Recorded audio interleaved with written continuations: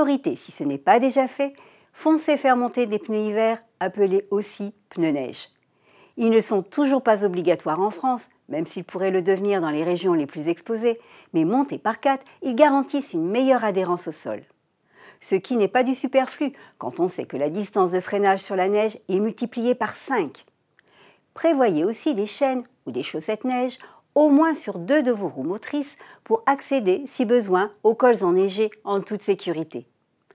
À défaut, en cas de chute de neige abondante ou de chaussées recouvertes de neige tassée, l'accès peut aussi vous être interdit par les gendarmes, même si vous avez des pneus hiver.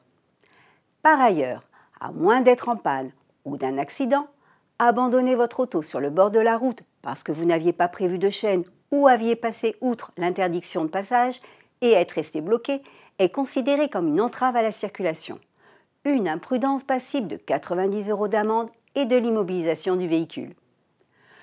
Ne dépassez pas non plus de sableuse ou des neigeuses lorsqu'elle est en action sur au moins une chaussée enneigée ou verglacée. C'est interdit, quelle que soit la chaussée. Vous encourez 90 € d'amende ainsi qu'une suspension de permis. Pensez aussi aux feux de brouillard avant et arrière à allumer lors de brouillard ou de chute de neige.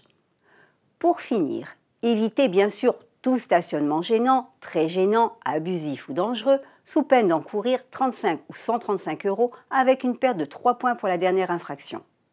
Enlèvement et fourrière possible.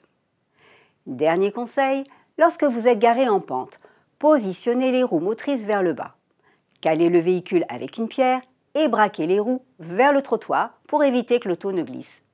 Vous éviterez ainsi tout malencontreux accident. Bonne route et à la semaine prochaine!